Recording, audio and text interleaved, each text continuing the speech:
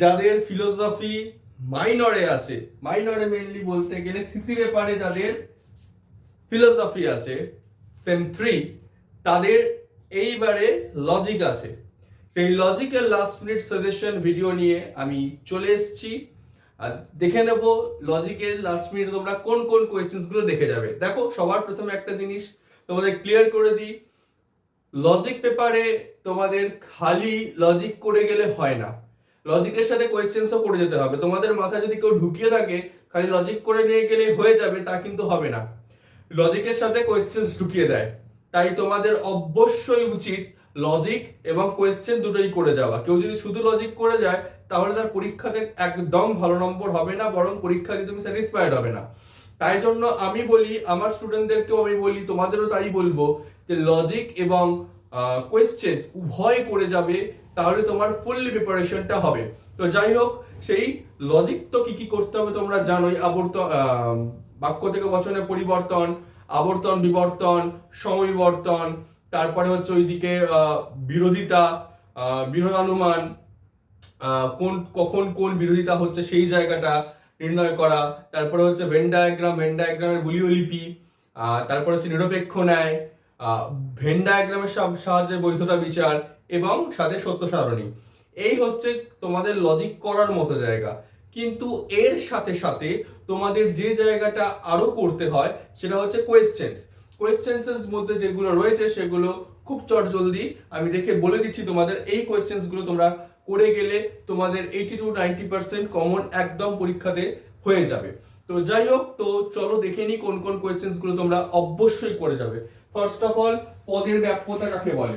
পদের ব্যাপ্যতা বলতে কি বোঝো, এবং এ ই আই ও এই বচনের পদের ব্যাপ্যতা মানে কোন পদ ব্যাপ্য হচ্ছে কোন পদ অব্যাপ্য হচ্ছে সেটা নির্ণয় করতে দেয়। কোয়েশ্চেনটা এভাবে না দিয়ে অন্যভাবেও দিতে পারে, দিয়ে দিলে ধরো নমর্থক বচনের কোন পদ ব্যাপ্য হয় এবং কেন, তো এইভাবেও কোয়েশ্চেনে দিতে পারে। কিংবা এবার বিশেষ বচন, সদর্থক বচন, সামান্য বচন, এইভাবে বিভিন্নভাবে দিতে পারে। তো পদের ব্যাপ্যতা কাকে বলে এবং সেই কোন বচনের কোন পদ ব্যাপ্য খুব ভালোভাবে রেডি করে রাখবে, এটা একটা খুব ইম্পর্টেন্ট কোয়েশ্চেন।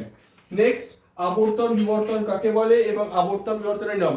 দুটোই দেবে বলছি না, হয়তো আবর্তন এবং তার নিয়মগুলো দিল, কিংবা বিবর্তন তার নিয়মগুলো দিল, যেটা খুশি দিতে পারে।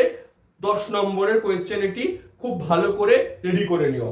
নেক্সট হচ্ছে বচনের বিরোধিতা। এইখান থেকে তোমার কোয়েশ্চেন অবশ্যই আসবে। ডবল স্টার দিলাম, ডবল স্টার দিলাম কি, বচনের বিরোধিতা কাকে বলে, বিরোধিতার প্রকারভেদগুলো, কখন কোন বিরোধিতা হচ্ছে, কোনটা বিপরীত বিরোধিতা, কোনটা অধীন বিপরীত বিরোধিতা, কোনটা অসম বিরোধিতা, খুব ভালো করে জায়গাটা করে রাখবে। পাশাপাশি খুব ইম্পর্টেন্ট কোয়েশ্চেন, প্রাচীন আর নব্য যে যুক্তিবিজ্ঞানী তাদের মধ্যে একটা পার্থক্য আছে। যেমন হচ্ছে নব্য নৈয়ায়িকরা বিরুদ্ধ বিরোধিতা ছাড়া আর কোনো বিরোধিতা মানেনি। প্রাচীন নৈয়ায়িকদের ক্ষেত্রে, নৈয়ায়িক বলছি, প্রাচীন ন্যায় যারা তর্কবিদ তাদের ক্ষেত্রে কিন্তু ব্যাপারটা তা নয়, মানে অ্যারিস্টটলিয়ান যুক্তিবিজ্ঞানীরা সেটা মানেনি, তারা সবকটাই মেনেছে। কিন্তু নব্য যুক্তিবিজ্ঞানীরা তারা মেনেছেন হচ্ছে কেবলমাত্র বিরুদ্ধ বিরোধিতা। কেন মেনেছেন এই জায়গাটা খুব ভালো করে করে রাখবে। নেক্সট, খুব ইম্পর্টেন্ট কোয়েশ্চেন, এটাও আমি ডবল স্টার দেবো পরীক্ষায়, ধরে নাও এই কোয়েশ্চেনটা এসেই গেছে, এই কোয়েশ্চেনটা এসেই গেছে ধরে নাও, সেটা হচ্ছে এ বচনের সরল আবর্তন কিংবা ও বচনের আবর্তন কেন সম্ভব নয়। এই বচনের সরল আবর্তন কেন সম্ভব নয় কিংবা ও বচনের আবর্তন কেন সম্ভব নয়, এই কোয়েশ্চেনটা এসেই গেছে, খুব ভালো করে রেডি করে রেখো। নেক্সট, সংক্ষিপ্ত ন্যায় কাকে বলে, সংক্ষিপ্ত ন্যায়ের প্রকারভেদ। সংক্ষিপ্ত ন্যায় বলতে কি বোঝো, তার প্রকারভেদ, এটি একটি খুব মানে ইম্পর্টেন্ট কোয়েশ্চেন, এটা তোমরা করে রাখো, পরীক্ষাতে আসার মতো কোয়েশ্চেন। নেক্সট হচ্ছে খুব ইম্পর্টেন্ট, এটা ডবল স্টার দিলাম, এইটা আর তার তলারটাও, এই দুটো কোয়েশ্চেন ধরে নাও এসেই গেছে। বস্তুগত প্রতিপত্তির কূটাভাস বলতে কি বোঝো আর চিন্তার মৌলিক সূত্রগুলো কি কি, এই দুটো কোয়েশ্চেন, বস্তুগত প্রতিপত্তির কূটাভাস আর চিন্তার মৌলিক সূত্র, এই দুটো কোয়েশ্চেন অবশ্য করে যাবে। নেক্সট, নিরপেক্ষ ন্যায়ের বৈধতার সূত্রগুলো কি কি। আর নিরপেক্ষ ন্যায়ের বৈধতা 10টির মতো সূত্র আছে, প্রত্যেকটা সূত্র খুব ভালো করে রাখবে। এইটা মেনলি যারা লজিক একদম করনি তাদের জন্য এই কোয়েশ্চেনটা আসার মতো কোয়েশ্চেন, যারা লজিক করে যাচ্ছে তাদেরকে এই কোয়েশ্চেনটা করার কোনো প্রয়োজন নেই, কারণ এই কোয়েশ্চেনটা অরের মধ্যে থাকে। তো যাই হোক, এটি খুব ভালো করে তোমরা যারা করোনি লজিক তাদের জন্য কোয়েশ্চেন আমি স্টার দিলাম। আচ্ছা, নেক্সট হচ্ছে পরিপূরক শ্রেণী আর শূন্য গর্ভ শ্রেণী, এটা ভেন ডায়াগ্রাম থেকে কোয়েশ্চেন। পরিপূরক শ্রেণী আর শূন্যগর্ভ শ্রেণী, বিশেষ করে শূন্যগর্ভ শ্রেণী বলতে কি বোঝো, এই কোয়েশ্চেনটা খুব ইম্পর্টেন্ট কোয়েশ্চেন, এটা 5 নম্বরের কোয়েশ্চেন, এটা আসবেই। কিংবা দিল ভেন ডায়াগ্রাম করতে দিয়ে তলায় একটা 3 নম্বরের লেজুর কোয়েশ্চেন যুক্ত করে দিল, যদি তুমি এটি না করে যাও তাহলে 3 নম্বর তোমার বাদ। তো ওই জন্য বলবো এই কোয়েশ্চেনটা করে যেতে।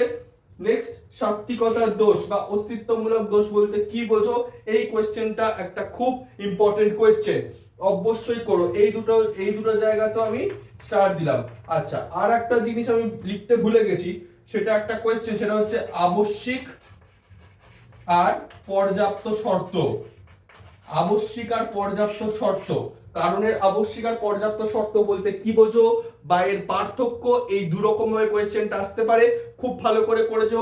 লাস্ট আর একটা জিনিস, সেটা হচ্ছে মিলের পদ্ধতি, তোমাদের সকলের কোয়ারিজ থাকে, তোমাদের জন্য আমি বলবো অন্বয় পদ্ধতিটা আর ব্যতিরেক পদ্ধতিটা, এই দুটো পদ্ধতি খুব ভালো করে করেছো। এই দুটো পদ্ধতি বলা খুব মুশকিল, তাও এই দুটো পদ্ধতি আমি বললাম, তোমাদের একটু লোডটা কমে, এই দুটো পদ্ধতি ভালো করে করেছো। এই হচ্ছে মোটামুটি একটা তোমাদের কোয়েশ্চেন্স, তোমাদের রাত পোহাল এই পরীক্ষা। তো খুব ভালো করে পরীক্ষা দাও, এই কোয়েশ্চেন্স গুলো করলে তোমাদের আমি অ্যাসিওর করছি একদম 80 to 90% কমন তোমার থাকবেই। তোমরা মাথা ঠান্ডা করে লজিক করো, লজিক পরীক্ষাতে আগের দিন যথেষ্ট ঘুমাও, মানে আজকে ঘুমিও যথেষ্ট পরিমাণে, পরীক্ষার হলে প্যানিক করো না, মাথা ঠান্ডা করে একদম অনেক সময় পাবে, অনেক সময় পাবে, মাথা ঠান্ডা করে ধরে ধরে, বিশেষ করে ট্রুথ টেবিল করার সময় আঙুল দিয়ে দিয়ে, ভেন ডায়াগ্রাম করার সময় কোথায় শেড পড়বে কোথায় ক্রস পড়বে ভালো করে দেখে দেখে ওইগুলো করো। আমি তোমাদের অল দ্য বেস্ট জানাচ্ছি, তোমাদের পরীক্ষা খুব ভালো হবে। সন্নিধি কোচে সমীরণ স্যার তোমাদের সাথে সবসময় রয়েছে। অল দ্য বেস্ট, খুব ভালো করে পরীক্ষা দাও, একদম পরীক্ষা ভালো হবে।